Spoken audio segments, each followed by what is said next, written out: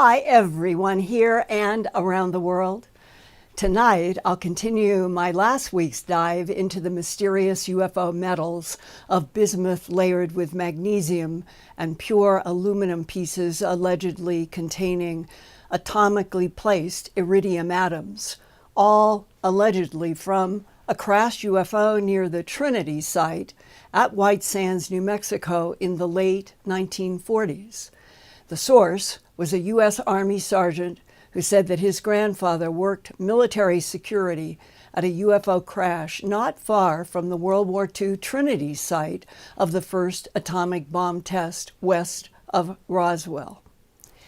Not the famous July 8, 1947 UFO crash site between Roswell and Corona. Military and aerospace whistleblowers say the U.S. government has been monitoring UFOs and trying to back-engineer advanced UFO technologies since World War II. But Pentagon forces have always denied it has secret underground back-engineering efforts after UFOs are retrieved from crashes.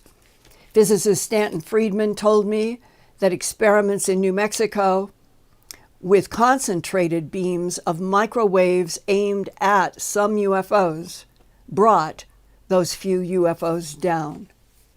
And when I investigated and reported about UFOs on the nationally syndicated radio programs Dreamland and Coast to Coast AM hosted by Art Bell in the 1990s, the name Dreamland was slang used at Nellis Air Force Range in Nevada to describe the top secret Area 51 at the center of this map that includes Groom Lake, the Papoose Mountain Range, and the Nevada test site northwest of Indian Springs, next to the Nellis Air Force Range. Colonel Corso is not the only military officer to say that highly classified technology and craft have been stored and tested above and below ground on those federal lands in southern Nevada for decades. Some insiders even say that extraterrestrial craft are still hidden behind and below the Papoose Mountain Range at the center of this map.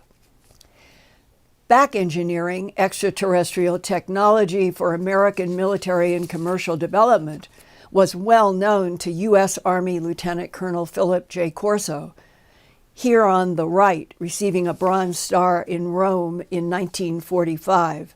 He was former chief of the Army's Foreign Technology Division from January 20th, 1953 to January 20th, 1961, when General Dwight Eisenhower was president.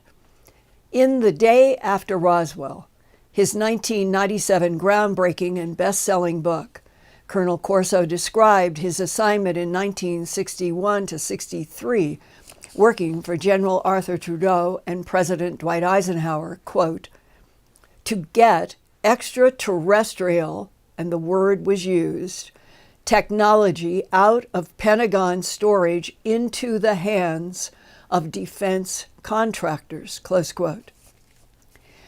Colonel Corso also asserted that the alien intelligences were not all benevolent. Colonel Corso said that some non-humans, quote, were genetically altered humanoid automatons, cloned biological entities that were harvesting biological specimens on this planet Earth for their own experimentation, close quote. Meanwhile, there were also rumors that other ETs were allegedly trying to help humans. This is what Colonel Corso wrote about hand-imprinted panels retrieved from a crescent-shaped extraterrestrial vehicle that crashed in New Mexico. Quote, the series of raised deck panels were indentations for the creature's hands. The indentations on these panels, as the Roswell field reports describe them, looked like the handprints pressed into the concrete at the old Grauman's Chinese Theater in Hollywood. Were the directional commands a series of electronic instructions transmitted directly from the creature's brains along their bodies and through the panels into the ship itself, as if the ship were only an extension of the creature's body, close quote, by Lieutenant Colonel Philip Corso in his book. So which ETs use these UFO control panels with depressions of 6-fingered hand imprints? Allegedly, these panels were found with 2 6-fingered humanoids in a UFO recovery operation at another crash site southwest of Socorro, New Mexico, between May 31st to June 2nd of 1947, which was not the July 8th, 1947 historically famous crash that made the front page of the Roswell Daily Record and around the world. Quote, Roswell Army Airfield captures flying saucer on ranch in Roswell region, close quote. So when these odd metals arrived in Art Bell's mailbox in April of 1996 with a typed letter, Art photographed them and called me to investigate. Unfortunately, the South Carolina source never gave a definite date for the UFO crash, where these 6-fingered hands were imprinted on the craft's control panel and implied the aluminum pieces might be from such a panel. Part of the problem is that government efforts to deliberately suppress or mix up dates have been a good way to cover up history with confusion. I called Alcoa Aluminum to investigate the possibility that the aluminum pieces might be punch-outs from terrestrial machining operations, since they were measured in common terrestrial 1/4 inch and inch sizes. However, after receiving some samples and testing them, an Alcoa Aluminum engineer told me that the purity of the aluminum at 99% plus was not typical of industrial machining, which usually involves harder alloys. Eventually, I learned from a retired S4 Area 51 physicist that the UFO's aluminum had iridium atoms intelligently placed at the atomic level of the pure aluminum pieces, which is something human science cannot yet do. So there was speculation that if the South Carolina Army sergeant's story were true, the military handlers might have had aluminum samples from the alleged extraterrestrial craft punched out to distribute to American scientists for confidential study. Over 3 months, from April 10th, 1996 to July 5th, 1996, Art Bell and I received 5 typed letters. Some were 3 pages, some 2 pages, some 1. You can see all of them listed in a drop-down index by date at my Earthfiles.com website, where there is a link now to the letter archive that we just put up on the headlines page at www.earthfiles.com UFO LETTERS, earthfiles.com/UFO letters. According to the grandson, his grandfather told him this alleged extraterrestrial layered metal came from the bottom of a wedge-shaped craft, perhaps triangular, perhaps like the heel of a shoe, it's not clear, but that it crashed in the late 1940s between Sierra Blanca and the San Mateo Mountains, not far from the White Sands Trinity site in west of Roswell, New Mexico. In fact, according to the Army Sergeant grandson's last letter to Art Bell and me on July 5th, 1996, the grandfather wrote this about the half-dozen silver layered metal pieces. Quote, samples of layered metals extracted by the grandfather from a wedge-shaped craft not far from the White Sands Trinity site radiated light for a full 3 hours. The metals originally were on the central underside of a wedge-shaped disc. Speculate some type of shielding to enable craft and crew to survive accelerated entry into atmosphere when craft was experiencing uncontrolled descent. pile of blackened ash was analyzed, and ash was confirmed of same elements of layering. Ash consisted of fibrous dust and residue. Ash and all debris swept into bagging, bags placed in tagged boxes, boxes placed into metal footlockers, initial examination off-site conducted at New Mexico Institute of Mining and Technology. Secondary examinations at Los Alamos facility. Footlockers subsequently airlifted by courier to Wright Field, Ohio, close quote. I contacted a professor in a large Midwestern university who wanted anonymity, but was interested in using powerful scanning electron microscope technology to provide analysis of what are called UFO implants, allegedly inserted into some people after encounters with non-human looking entities, where the human says they end up inside a UFO, being examined by biological aliens and or artificial intelligence robots, before finding themselves suddenly back home with a few hours of missing time. Art Bell mailed to the professor 2 layered metal pieces for analysis. The professor's first step was to photograph the 2 layered metal pieces as they arrived in his university laboratory.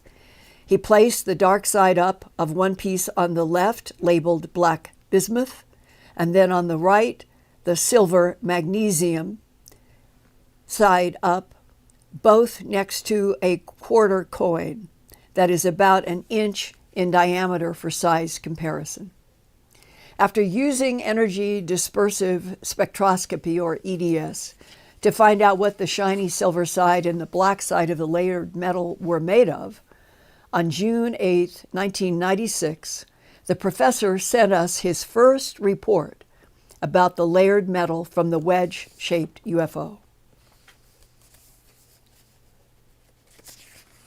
The professor wrote, quote, "Energy dispersive spectroscopy EDS revealed that the shiny side contained more than 95% magnesium, a small amount, 2 to 3% of zinc. The whole material appears to represent layers consisting mainly of magnesium and a small amount of zinc, separated by thin layers containing a high bismuth content," close quote. Next, here is the EDS energy dispersive spectroscopy results for the dark side skin of the layered metal, which showed primarily bismuth, magnesium, and a little zinc. In addition to the unfamiliar combination of bismuth and magnesium and zinc, there were questions about the isotope ratios in the magnesium. The professor used a scanning electron microscope, or SEM, set in a backscattering configuration so that heavier elements show up brighter. Therefore, the dark black bismuth appears as thin white lines, and the much lighter magnesium zinc shows as darker shades of gray and black. The SEM is set to a backscattering configuration so that heavier elements show up brighter, and the thin bismuth layers appear white. The professor measured the layers and found that the thin wavy lines of bismuth varied from 1 to 4 microns. For example, a human blood cell is about 5 microns in diameter. The magnesium zinc varied from 100 to 200 microns, about the diameter of a human hair, which is about 100 microns. One scientist thought the waviness in the layers might be a fractal wave pattern calculated in the layered material's construction, perhaps to better resonate with a specific frequency, or the waviness might be the result of heat absorbed in the metal's production or function. In summary, the metal fragments allegedly from the central underside of a wedge-shaped spacecraft found in New Mexico have some 26 alternating layers. One exotic metals manufacturer in New Jersey that I first called in 1996 said bluntly, quote, "No one layers bismuth and magnesium It can't be done. The layers won't bond with each other. Close quote. Well, so what is bismuth? Bismuth is a hard, brittle, metallic element that is grayish-white with a tinge of red. Pepto-Bismol is pink because it has bismuth in it. Bismuth's atomic number on the periodic table of elements is 83. Lead is 82. So bismuth is heavier than lead. Bismuth is a hard, brittle, metallic element that is grayish-white with a tinge of red. And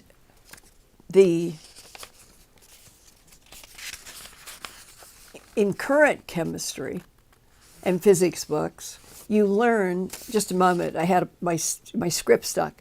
Bismuth is a hard, brittle, metallic element that is grayish-white with a tinge of red. Pepto-Bismol is pink because it has bismuth in it. Bismuth's atomic number on the periodic table of elements is 83. Lead is 82. So bismuth is heavier than lead. And in current chemistry and physics books, you learn that bismuth, shown here as a natural crystal, can be a coolant for nuclear power reactors and is not harmed by hydrochloric acid. Bismuth is also the most diamagnetic of the elements, meaning it resists penetration by magnetic fields more strongly than any other element. Magnetic field lines tend to be displaced around bismuth rather than passing through it. Bismuth also has the greatest Hall effect. That means if a voltage is placed on bismuth while the metal is in a magnetic field, a current flow will be induced that is 90 degrees to the voltage. Bismuth is also an efficient absorber of infrared energy. Modern researchers are experimenting with bismuth coatings that will convert heat to electricity. Bismuth is also added to metal mixtures in superconducting research. In addition to the unfamiliar combination of bismuth and magnesium zinc, there were questions about the isotope ratios in the magnesium. Isotope refers to the number of protons and neutrons in the nucleus of each atom. For example, magnesium on Earth is made up of about 80% 24 magnesium, or magnesium-24. That means there are 12 protons and 12 neutrons at the center of each 24 magnesium atom.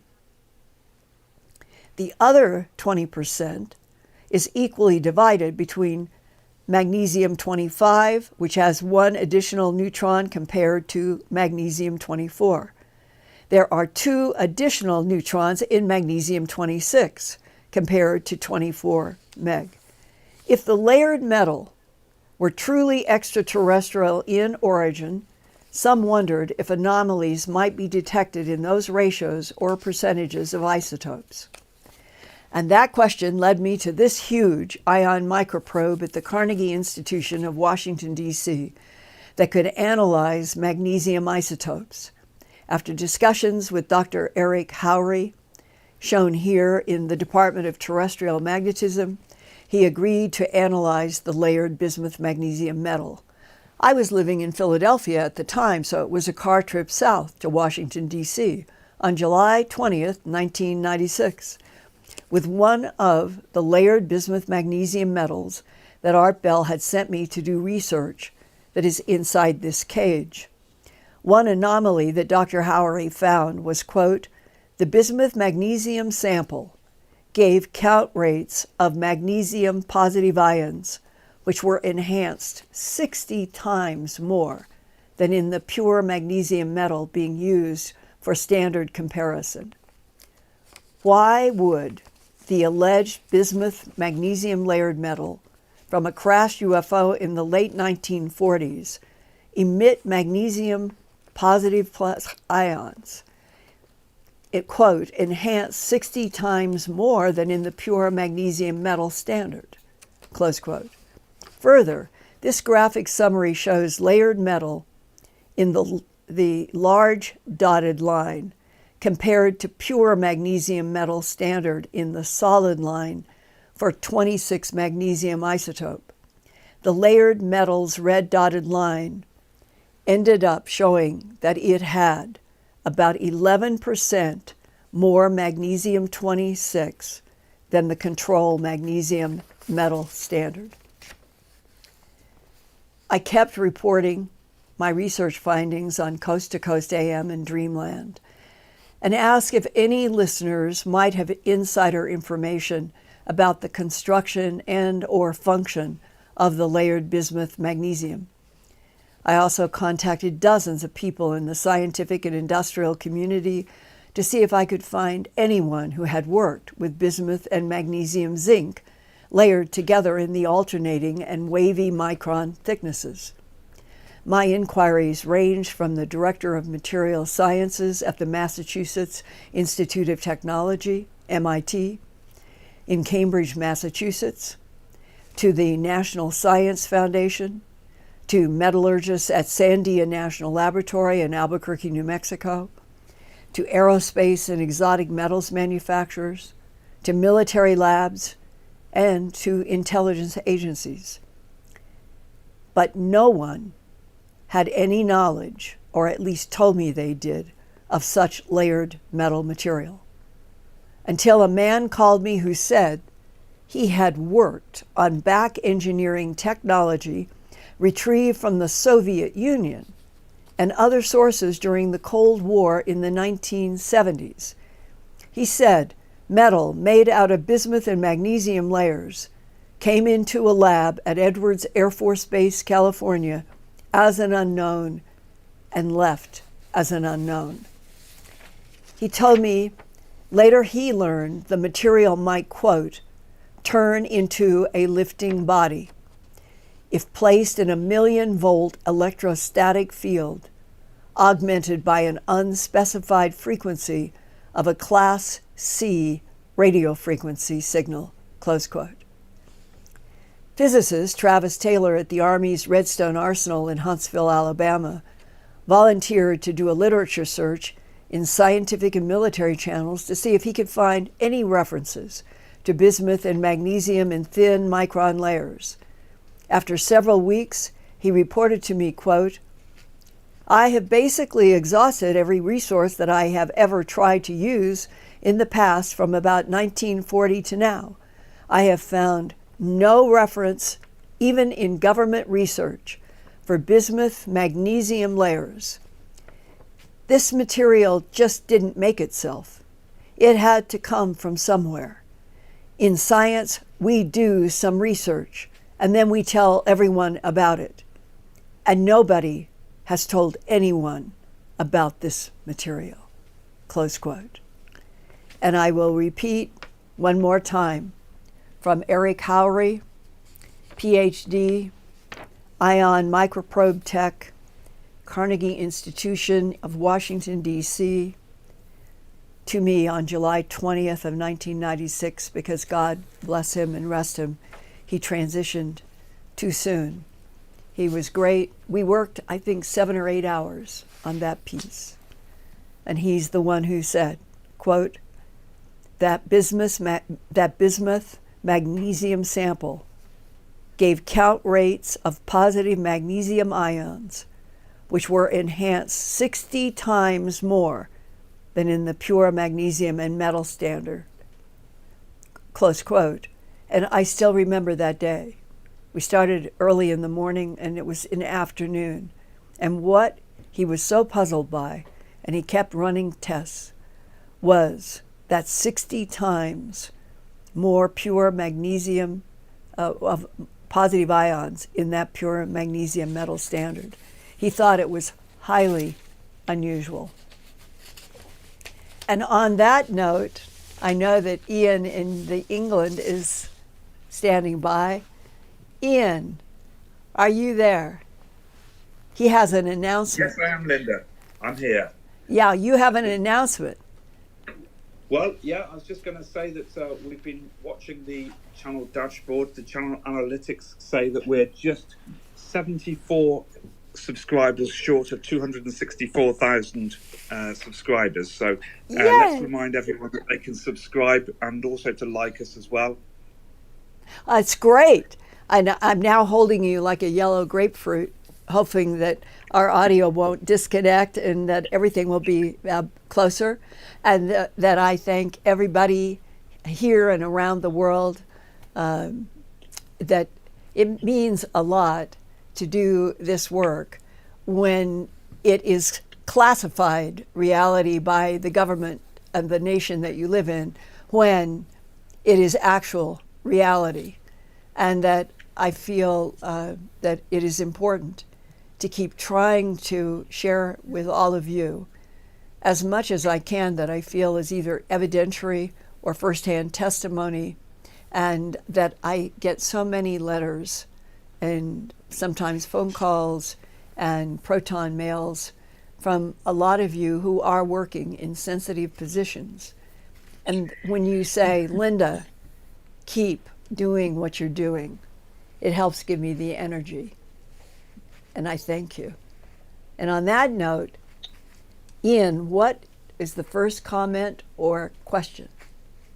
I've got quite a few comments here tonight. The chat's been quite active. We've got Don K. Johnson, who is a frequent contributor to our chat, says, didn't Linda go on the radio with the guy who mailed you the parts? Didn't you talk to him once on Art's show on July the 3rd, 1996? Can we clear that up, please? Which park? On, well, the guy who mailed the parts originally, did he actually talk to you directly on Art's show? Oh. And we've got the date, July the 3rd, 1996. Yes, I misunderstood the English accent.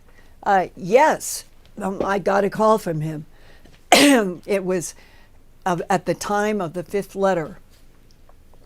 And that came in July. The fifth letter was July 5th. And I was in, at that point, I think I was, I'm not sure where I was, but I remember just picking up the phone, and there was this voice, and he said, I can't talk long. I'm going to Iraq. I'm on the way. I don't know if I will come back. I remember it was just like that at the beginning. And he said, and I'm the one who sent you the letters. And he said, if I can, I will try to send you more. And he said, I still am going through some of my grandfather's material. And that was, I think he made one more sentence or two about the fact that I think he wanted to stress with me, this is real. This is my grandfather. This is what he did. And ETs and UFOs and all of it is real. And don't give up. And it was short. And he left off. And I really hoped that I would hear from him again. But none of us know what happened to him in Iraq. So yes, I got to talk with him. And he was giving me some information. And the big thing was that in the context of somebody going off to a military assignment in Iraq, who is calling and says, essentially, I'm telling you everything I've sent you is true. It really meant a lot. Go ahead, Ian. Okay, Linda, right, we've got UAP Society did send me a question, a comment from last week's show, which says the US recovered intact and partially intact craft of non-human origin. That's a quote directly from David Grush, and this would seem to indicate that there are parts of craft, and this would seem to back up what Dave Grush was saying last year. Let me insert here another discussion with a person that I cannot name. A sparkly, a person in a world where if I gave the name, you would know. But they sought me out because they wanted to talk to me about their own UFO sighting, which partly they have not reported about, but they told me this. They knew Jackie Gleason, and this whole scene with them is in that era of when Nixon and Jackie Gleason, Nixon was in the an administration. And we've all heard about sometimes it's called a rumor, sometimes it's called an alleged, I think it happened, because that's what these people told me, that Nixon agreed to take his friend, Jackie Gleason, a star, to where Jackie Gleason had sort of begged, I guess, been very emotional with Nixon about, please arrange it so that I can go and see the underground tubes that have ETs in them and the craft that are stored. And that Jackie Gleason allegedly had some details. And that this person said, and Linda, it really did happen. And he said, this is the part that Jackie Gleason couldn't get over. This is now a quote to me about Jackie Gleason. That Jackie Gleason had told the people talking to me that he was absolutely amazed that the government of the United States had this big underground installation. It was, he said, under Eglin Air Force Base in Florida, and that there were tubes mounted on some rooms with some kind of liquid or preservation, and in them were different ETs. And unfortunately, Jackie Gleason either didn't ask or it never came up, because I asked them, was it all the same? Were they all grays, or were there mixed ones? And the person talking to me said, I only know about the gray inside of one of the tubes personally. But he said, I would assume that there were others. So all of that is supporting that story that everybody said that it was in the rags in the supermarkets, and therefore it couldn't be true. And I'm here to tell you, in the discussion that I had with the people that I had, I think that that anybody who can look in to Eglin Air Force Base having a large underground facility that has beings mounted in tubes of liquid, if they can learn anything more, try. And I sure would like to know if you learn more. Go ahead, Ian. Yeah, there's still speculation as well about the actual material composition itself.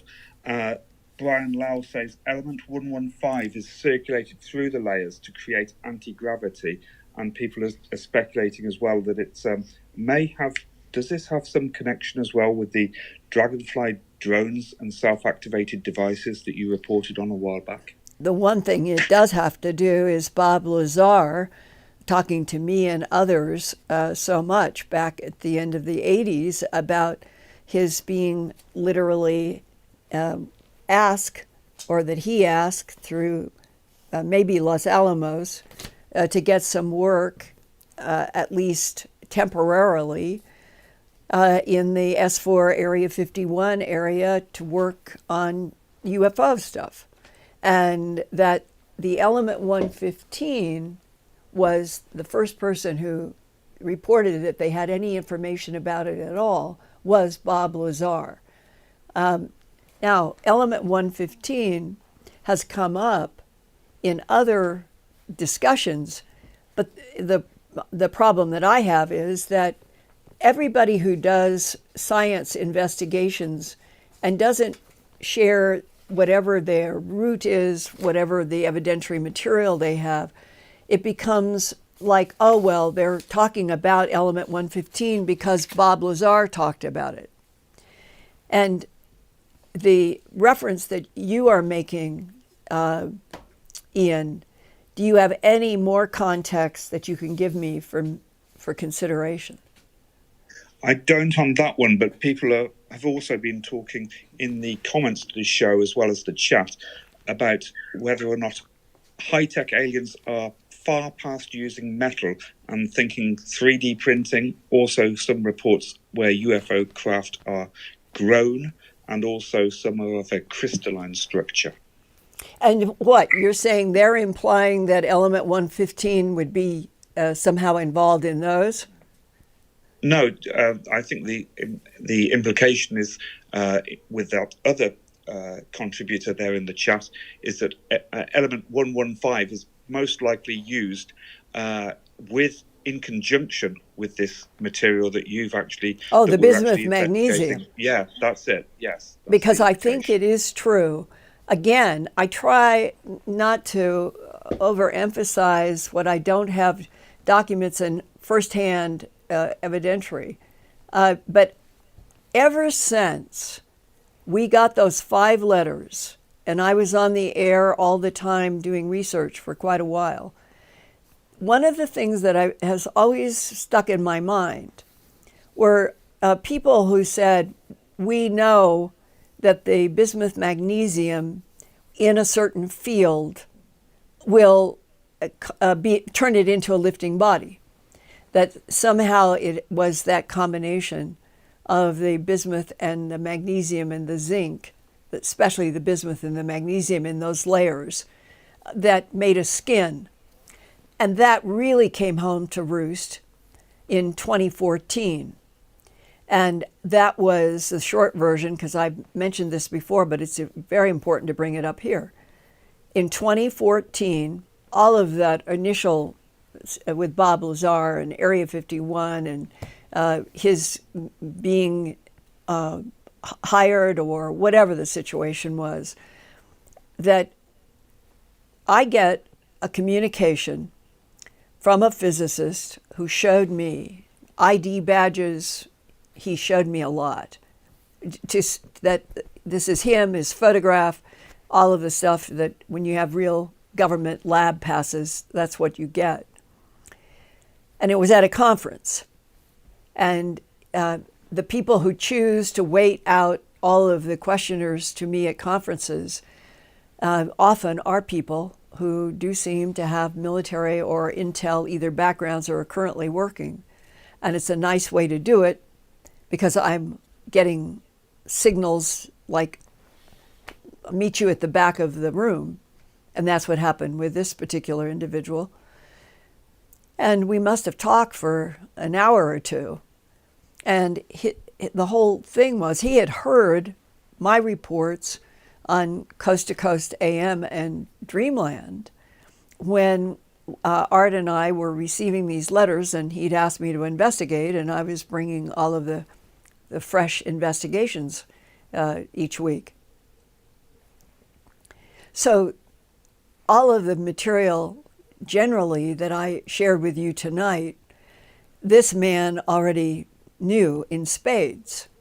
And when we were seated in a shadowy corner area, he said that he wanted me to know that Bob Lazar had worked and that the element 115 was a player, and that the bismuth magnesium layering was part of where you have lift, that it is something that is essentially a physics of rapid lift when you're on a gravitational body, and a whole bunch of other things. But I like this when we move into subjects and then there are people with other pieces that reinforce that we're talking about real subjects, and our government knows they are real subjects. It's just that they have stamped classified on everything, and I think it's not right. I think it's not fair. I think that we as humans on the planet, in spite of trillionaires and territory, that we deserve to know everything, the bad as well as the good. Okay, Ian. I'm holding up your yellow grapefruit to hear if you're having a hard time. Sometimes his signal drops out and we don't know why. It's okay, I'm here, Linda. Now here he is. Okay, just need a clarification as well. I think that it's probably a quote from Eric Davis that the multi-layered bismuth magnesium sample, the bismuth layers are less than a human hair, and magnesium samples about 10 times the size of a human hair, and that although some attempts were made to reproduce it, they couldn't get the bismuth and magnesium layers to bond. Is that still the case? That's right. With today's technology. The delamination is what it's called. The delamination by layers is something that happens if we're trying to work with it. Clearly, because the pieces exist and somebody had to make them, they are not a Hollywood prop. The bismuth, magnesium, zinc layered pieces, there were 6 that were sent to Art Bell.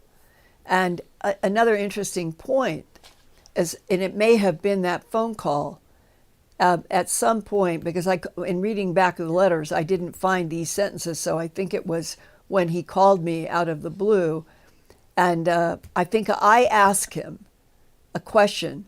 How did your grandfather get those 6 bismuth magnesium pieces? And to my surprise, the grandson said they had been in a ring, a security ring around this UFO crash for all night. And it was getting close to sunup. It was still dark.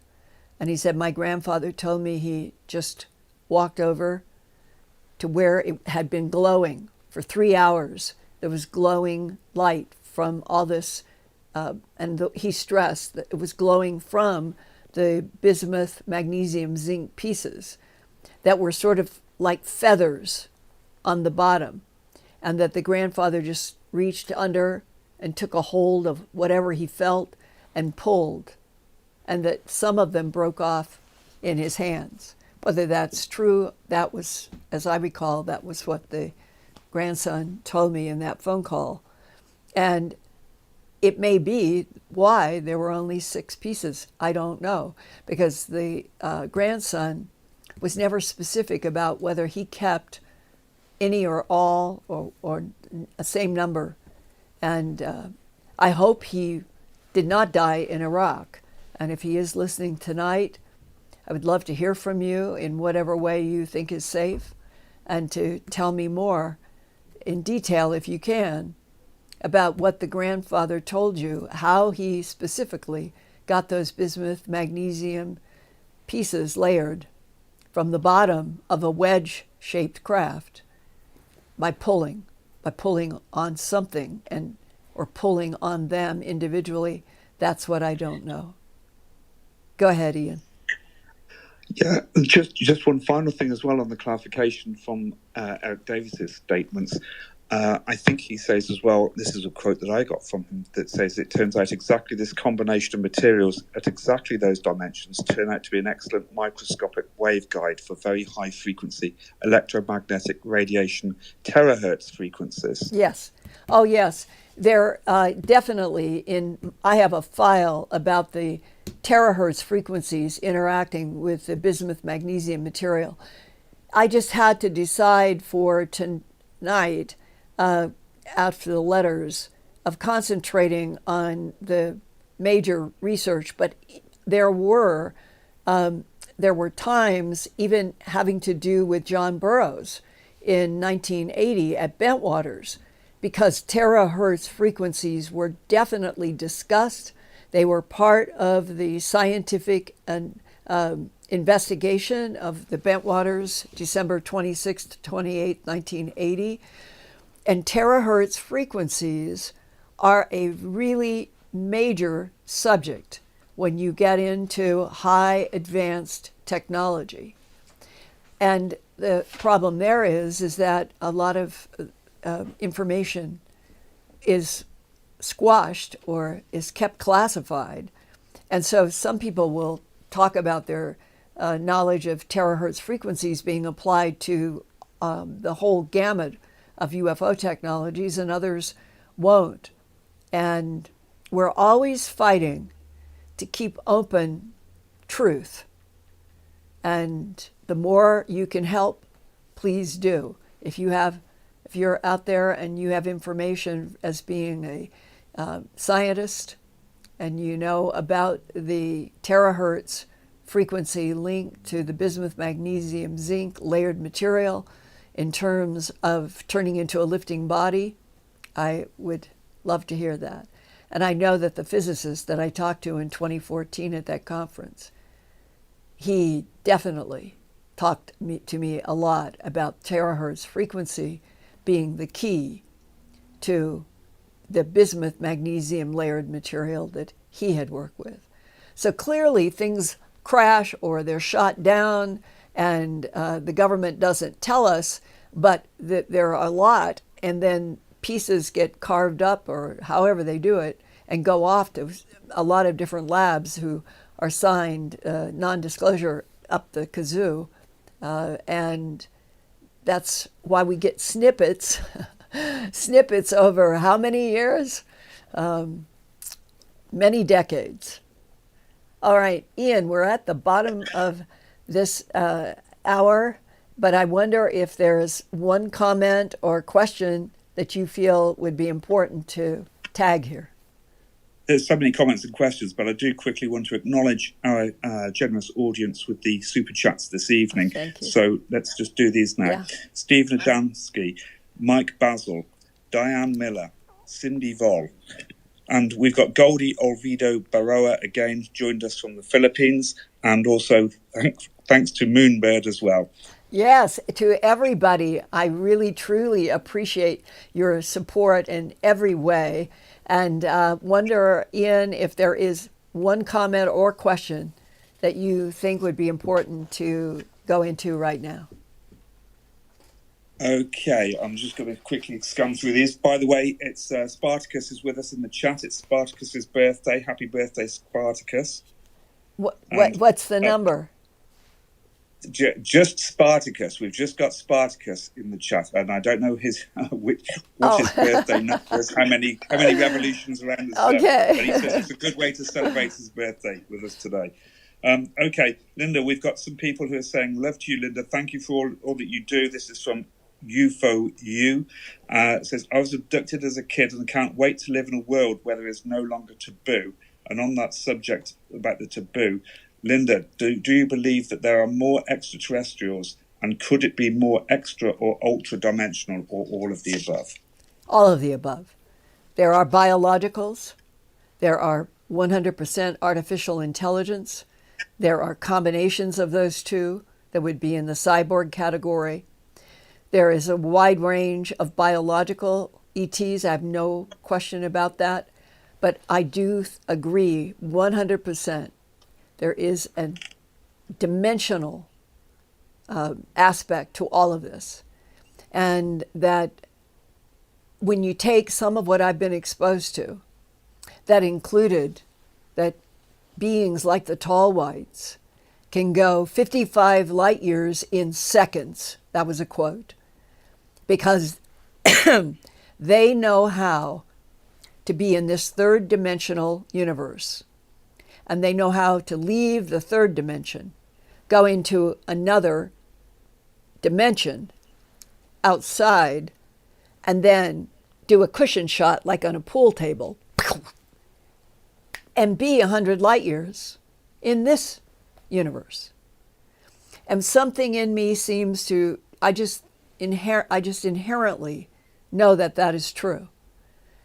And I find it exciting that if we could start opening up all of these technologies and introduce the ETs that are friendly and supportive through the fantastic science of physics and other dimensions and other dimensional beings. So then other dimensional beings, that doesn't sound so mystical. It means we're in a universe of universes and dimensions. And that's the way it works, a multifaceted consciousness gestalt. And that our being in the third dimension, we just are having one taste, one phase of all the possible realities. And it may be absolutely true that it is the soul that we neither see nor feel in a matter world, but it may be the souls of the beings in the third dimension that have some exquisite relationship to the other dimensions, and that there are beings who want to experience that. And there is something about the focus on the unseen soul that has been a part of my investigation from the very beginning, going back to animal mutilations and ultimately meeting people who were investigating abductions, or they were reporting that when they were hypnotizing abductees, that they were always running into these themes about other dimensions, souls recycling in other dimensions, and then that beings, ETs, somehow get involved in those kinds of cycles. And the literature of all of the people who have written books, there are so many in which you can read different facets of this whole question.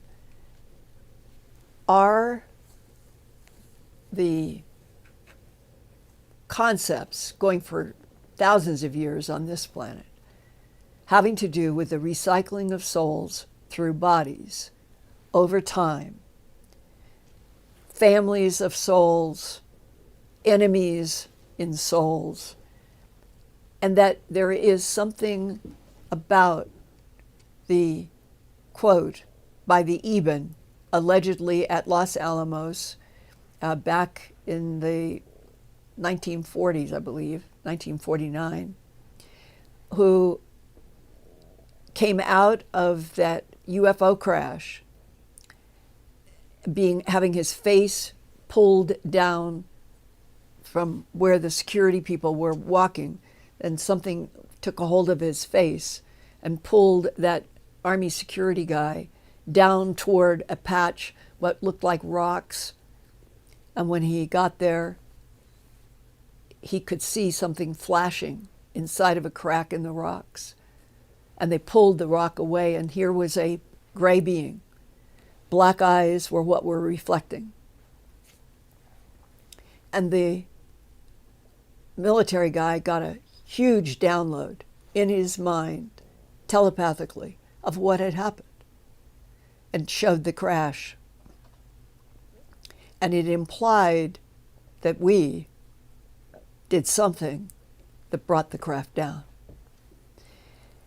And then that military person was assigned to go with that gray being to Los Alamos, where they were there for 4 or 5 years, and then the being died of unknown causes or some problem. But during that time, there are supposed to be recordings on film, and probably any other medium, but film, that they were running film of that being telepathically communicating with that Army security person for 3 or 4 years until its death of unknown causes, the ET.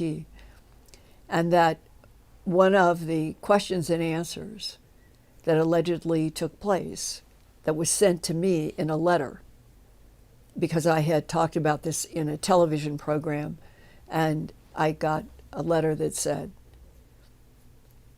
one of the questions that the military man asked the gray being, are there souls? Are souls real? And the telepathic answer, clear, loud. Reincarnation, the recycling of souls, is the machinery of this universe. And I was given the sense that the way the tilt was on this universe is how many universes are there? And is it possible that each universe has a different educational role, and that we are in the universe? As we've talked before, but I really think it's beginning to feel true, that the yin and the yang symbol sums up what goes on in this universe, because it is like a huge, huge university for souls. And always reach out and try to ally yourself with the thought that dwells in the light. I love you guys. See you next week.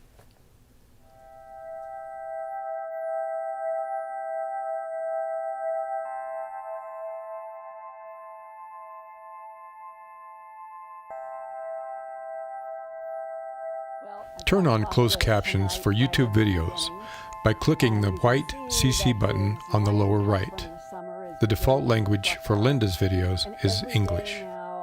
If you would like to see the captions in another language, click on the white Settings button next to the CC button. Select Subtitles CC, and then select Auto Translate.